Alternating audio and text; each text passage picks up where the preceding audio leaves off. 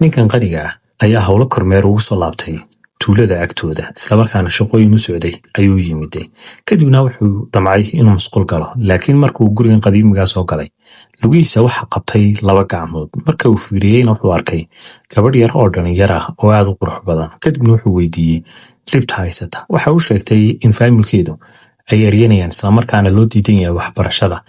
lagana jarjaray dhammaanba wixii ay haysatay kadibna lagu darayo ninka ugu dhaqansan tuulada oo isaga laga iibinayo arrintaas waxay noqotay mid uu aad uga xumaaday kadibna waxay ku tiri haddaad i caawiso abaal weyn ayaan kaaga hayn doonaa kadib wuxuu go'aansaday inuu caawiyo gabadhii ayuu soo qaadaya gaadhiga markuu soo dhex dhigana wuxuu arkayaa faamilkeedii oo soo yaacaya si uu uga badbaadiyo halkaas ayuu gabadhii habsiinaya kadibna waxaa dhacaya in reerkii ay sidaa ku tegaan islamarkaana ay dhaafaan wuxuuna amrayaa in gebihaanba aysan dadkaasi gabadha usoo dhowaan karin xaaladii ayay uga waramaysaa iyo dhibtii lagu hayay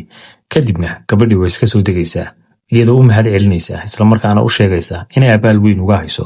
waxa uu u qabtay kadibna sidaa ayay ku tegaysaa laakiin wuxuu amrayaa kaaliyihiisa inuu gabadhan soo diiwaangeliyo jaamacadda ugu qaalisan ee magaalada jaamacadda ay soo xaadiraysaa iyadoo labiskeedu uu aad u hooseeyo kadibna ardayda ayaa ku jeesjeesaya iyagoo ku leh waa maxay noocaana tahay laakiin iyadu waxaasoo dhan uma joojinayso oo waxbarashadeeda ayay sii wadanaysaa sanad dugsiyeedkii xafladii marka la gaadho waxaa imanayaa mudanihii islamarkaana gabadhii way xaqiiqsanaysaa inuu isaga yahay cidda halkan keentay kadibna wuxuu u sheegayaa inuu bixinayo scholarship islamarkaana uu siin doono qofka mudan qofkiina iyada ayuu noqday taas waxa ugu daray labiskii maalintii markay xidhatay waxa uu soo dhacaya telefoon waxaana soo wacaysa hooyadeed una sheegaysaa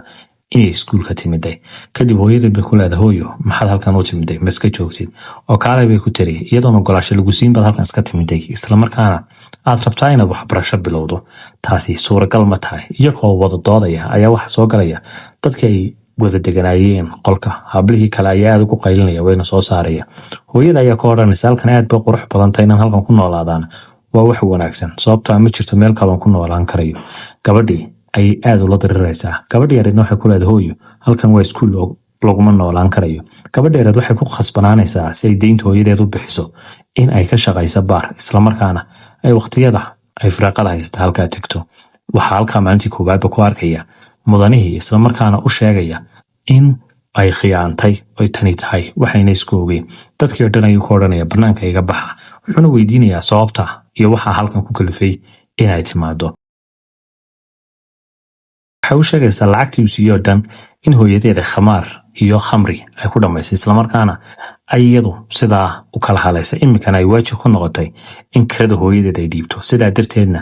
ay tan u samaynayso islamarkaana aynaysan haysan dariiq kale iyo si kale hooyadeed uga baxsan karto shaqadanna ay sababtaa u qabanayso kadib arrinta aad buu uga naxayaa wuxuuna ku leeyahay looma baahna tan inaad samayso anaa 2 milyan bixinaya si sanadkoo dhan aad waxbarashadaada u joogto laakiin iyadoo arrintaa way ka kacaysaa wayna diidaysaa wuxuuna ku leeyahay tani dhib ma leh waxaan u baahanay keliya inaad waxbarashadaada xooga saarto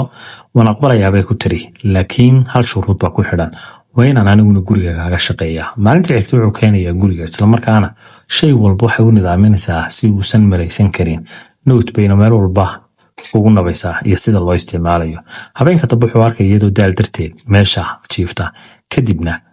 qaadayaa sariirteeda ayuu geynayaa maalintii xigtay albaabka ayaa lasoo qaraacayaa markay furtana waxaa soo galaysaa gabadha u doonanayd ninka guriga iska leh kadibna waxay weydiinaysaa sababta ay halkan u joogto islamarkaana waxay ka qabanayso waxay ku leedahay gurigan anu naa kale uma ogole oon aniga ahayn gabadhuna waxay u sheegaysaa inay keliya shaqaale guriga ka tahay waxay ku leedahay haddaba halkan loogama baahno qof shaqaalaha iyo naagi inay cagteeda soo dhigto gurigan aniga ayaa ka naaga fadlan gurigan waxay kaa dhex yaala qaado oo imikadan ka bax mar dambana kuugu maarki karo haddaad caafimaadkaaga iyo noloshaada doonayso sidaa ayay ku tegaysaa iyada oo aad u niyad jabsan kadib marka uu yimaado guriga waxa uu ogaanaya inaysan joogin gabadhii uu guriga keenay waxayna u sheegaysaa in gabadhaasi ay ka caawinaysay lacagta islamarkaana ay guriga sidaa kaga tegtay arrintaas waxay noqonaysaa wuxuusan aaminin kadibna aad buu ula yaabaya iyada ayuu ku leeyahay gurigan iskaga baxa daba adiguna lagaagama baahno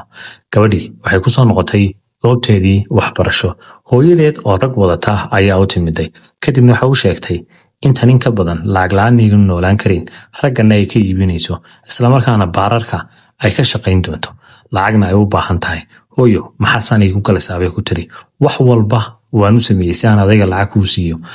dayn walbo lagugu lahaana waan soo bixiyey laakiin maxaad iga bahdilaysaa miyaanad ii ogolayn inaan nolol ku noolaado bahal dharbaaxa ayay ku dhufanaysaa iyadoo la diriraysaa islamarkaana ku leh waa maxay anaysaad ila hadlayso anu hooyadaa baan ahay waxliyo wixii aan go'aamiyo ayaa dhacaya seex warqadan raggan aan kaaga iibinayo si khasaba ayaa warqadii looga seexaya waxayna ka codsanaysaa inay bannaanka u baxaan si dharka dariiska iskuulka ay iskaga saarto halkan isna waxaa fadhiya mudanihii oo aad ula yaaban wax dhacaya islamarkaana aamini lah buuggeeda xasuus qorka ayuu furaya wuxuuna ogaanayaa lacagtii oo dhan inayna waxba ka isticmaalin wuxuuna eegayaa cc kamarada wuxuuna arkayaa waxaan oo dhan inay ka dambeysay saaxiibadii kadib gabadha ayuu wacaya gabadha ayaa ku leh waan kaaga mahad celinayaa wanaag walbood ii samaysay laakiin wax walba waa dhammaad oo waxay go'aansatay inay isdisho